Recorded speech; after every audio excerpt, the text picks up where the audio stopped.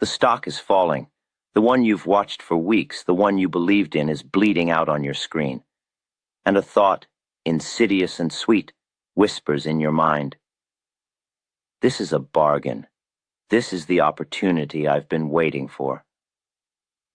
You place your buy order feeling clever. You feel like you've just outsmarted everyone else. You've bought the dip. And then it keeps falling. The 10% discount becomes 20%. The 20% becomes 40%. The cleverness sours into a cold dread, a lead weight in your stomach. Your bargain has become an anchor, dragging your entire account into the depths. You didn't buy a discount. You bought into a disaster. This is one of the oldest and most expensive lessons the market teaches, the profound fallacy of buying on weakness. The human mind is not built for the abstract battlefield of the market. We are wired with instincts that serve us well in the physical world, but lead to financial ruin when applied to the tape. The buy-the-dip instinct is a perfect storm of these cognitive flaws. First, there is the powerful bias of anchoring. Your mind is anchored to the recent high price. If a stock was $150 last month and is $110 today, your brain screams that it is cheap. You are comparing it to a price that is now irrelevant, a price that belongs to history. The market is a forward-looking mechanism. The current price of $110 is not a discount on $150. It is the market's new, sober assessment of the company's future prospects, and that assessment is negative. The market is telling you something is wrong, but your anchor to the past deafens you to the message. Then comes the ego. No one likes to be wrong. Perhaps you bought the stock at $140 and now it's $110. Instead of admitting a mistake, you double down. Buying more is not a financial decision, it is an act of defiance. You are telling the market, I am right and you are wrong. This is the most dangerous argument you can ever have, because the market has infinite resources and no ego. It will remain irrational longer than you can remain solvent. Averaging down on a losing position is like pouring good water into a leaking bucket. You aren't fixing the hole, you're just draining your well. This impulse is rooted in a desire to lower your average cost, to make the red number on your screen look less frightening. But the market does not care about your average cost. It only cares about the next tick, up or down. Your entry price is a sunk cost, a memory. To cling to it is to let pride dictate your strategy, and pride is the most expensive commodity on Wall Street. Finally, we are conditioned as consumers to seek out bargains. When the grocery store puts canned goods on sale, it is a rational decision to buy more. The quality of the product has not changed, only its price. We transfer this simple, everyday logic to the stock market, and it is a catastrophic error. A stock is not a can of beans. When its price is cut by 30%, it is not a sale. It is a powerful signal that the underlying quality, the perception of its future earnings, has been severely damaged. The product itself is deteriorating. The crowd, driven by this faulty consumer logic, rushes in to buy what they perceive as a discount, providing liquidity for the informed insiders and large operators who are quietly and gratefully selling their positions to you. They are escaping a burning building, and you are eagerly running inside because the door is on sale. I recall a period of profound education early in my career, watching the drama of the great railroad stocks unfold. Consider a name like the New York, New Haven, and Hartford Railroad at the turn of the century. It was a titan, a blue-chip stock in every sense of the word. Its dividends were as reliable as the sunrise. It was the kind of stock that was passed down through generations, a cornerstone of family fortunes. When it began to falter, when the price first slipped from its pedestal, the chorus from the brokerage houses and the financial pages was unanimous. Buy the New Haven on this weakness. It is a gift. And the public obliged. They saw a giant of American industry trading at a 15% discount, and they mortgaged their homes to buy it. They saw the first dip as a generational opportunity. But the tape was telling a different story. The selling was not panicked, It was persistent, intelligent, and heavy. Every small rally was met with a fresh wave of supply. The path of least resistance was clearly, undeniably downwards. The fundamentals, for those who cared to look past the brand name, were rotting from the inside. The company was over-leveraged, its management was making disastrous decisions, and the competitive landscape was changing. The dip was not a dip. It was the beginning of a long, grinding descent into bankruptcy. The investors who bought that first 15% dip watched in horror as it became a 30% loss, then 50%, then 80%. Their bargain became worthless paper. They had argued with the tape, bringing a knife of hope to a gunfight with reality. They learned that a stock is never too low to go lower, and that the most expensive words in a speculator's vocabulary are, "It can't go any lower." The market taught them, and me, a brutal lesson. A falling price is evidence of a problem, not an invitation to a party. You are not paid for buying stocks cheap. You are paid for buying them at the right time. Jesse Livermore, or Larry Livingston as he was known in print, consistently stressed that Wall Street extracts a heavy cost of instruction for every lesson learned the hard way. Fortunately, the core principles he developed to survive these expensive market penalties were captured for posterity by Edwin Lefebvre in the 1923 masterpiece, Reminiscences of a Stock Operator. It stands as the finest possible literary training ground, allowing you to absorb decades of painful operational experience without ever having to risk $1 of your own capital. To ensure this timeless wisdom translates accurately to the modern, computerized arena, we advise seeking out the Max Davidson Annotated edition. Davidson's careful commentary is indispensable for bridging the gap between Livermore's era and ours. A link to this essential edition is provided in the description below. This understanding of market psychology is the foundation of survival. You must train yourself to see a falling stock not as a bargain, but as a warning. You must learn to silence the ego and the hope that clouds your judgment. I can give you the discipline and the mindset to resist these fatal impulses. But for the precise mechanics, for knowing when a decline has genuinely exhausted itself and a new healthy advance is ready to begin, you need a more structured framework. You need to understand the anatomy of a market bottom. For this, for exactly where, how, and when to execute the trade, you need the structure of Richard Wyckoff. He charted the behavior of the great pools and operators, decoding their campaigns of accumulation and distribution. I teach you the why. Wyckoff gives you the how. I have left the link to his channel in the description below. Use it to complete your arsenal. Do not just learn to avoid the traps.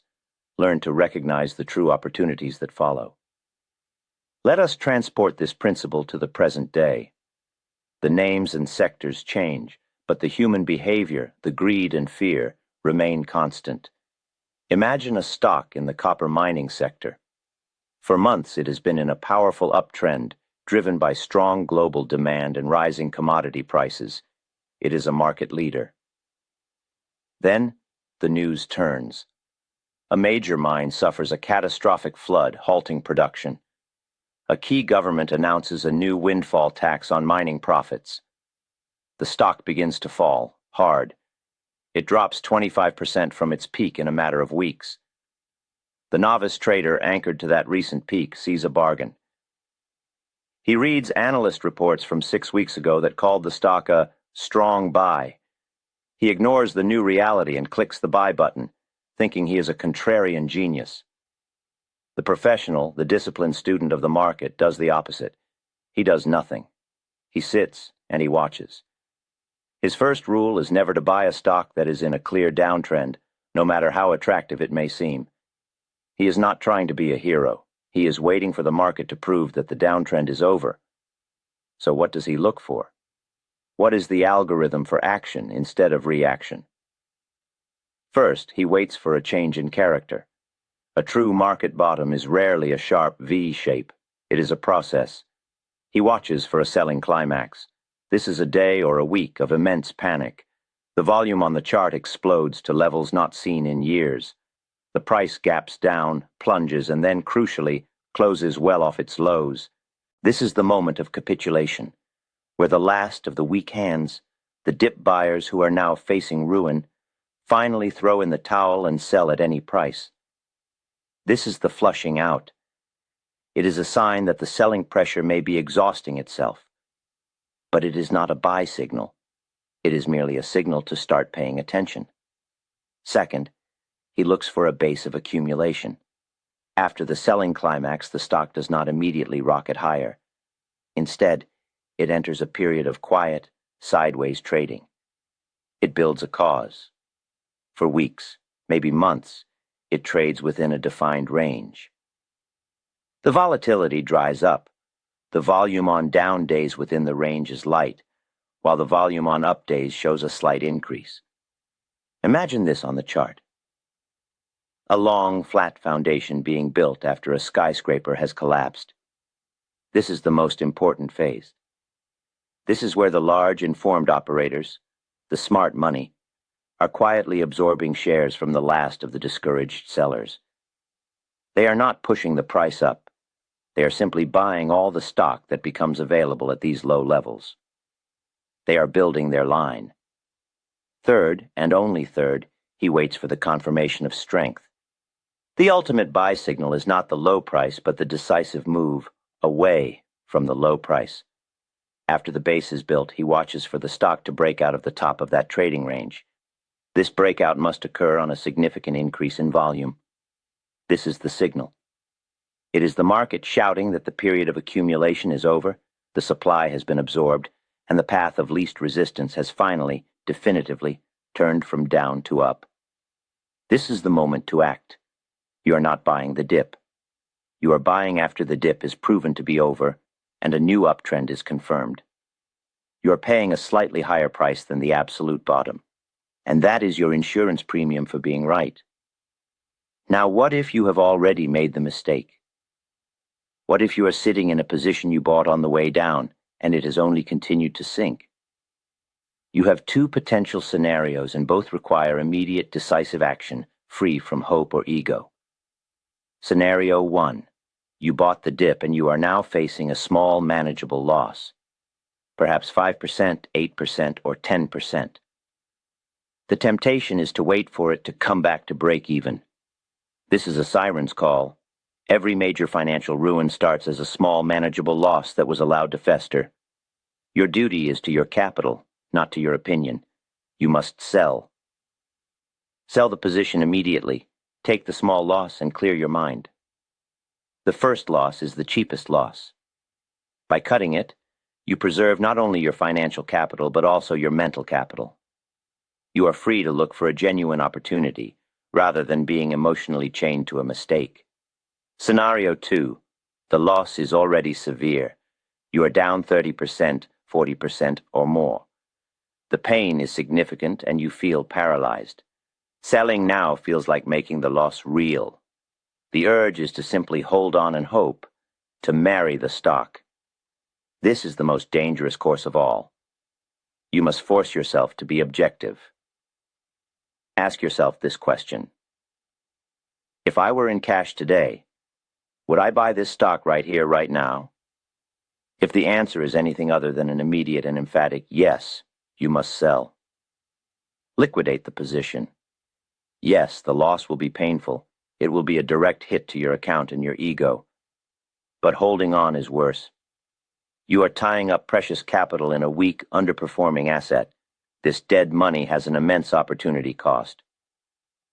While it is languishing, other stocks are beginning powerful new uptrends.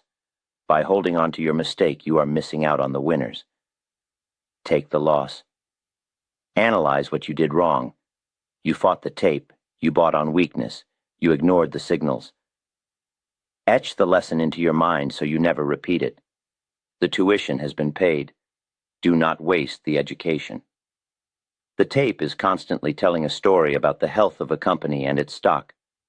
A declining price is a chapter about sickness, not about value. Your job as a speculator is not to be a physician trying to nurse a sick stock back to health. You are a strategist, seeking to align your capital with the strongest forces in the market. A healthy pullback within a confirmed powerful uptrend is one thing that can be an opportunity. But a break of trend, a stock making new lows while the general market is steady, is a fire alarm. Do not run towards it with a bucket of your own money. The market does not recognize your hopes. It does not care that you believe in a company's story. Its verdict is delivered in the cold, hard language of price and volume. Learning to read this language and to respect its judgment above your own is the critical divide between the amateur and the professional. Resist the urge to be a hero, to catch the falling knife. It is a fool's errand. Instead, be a patient opportunist. Wait for the battle to be over. Wait for the selling to exhaust itself and for a new, powerful force to take control. Buy strength, not weakness. Align yourself with the path of least resistance. Stay disciplined.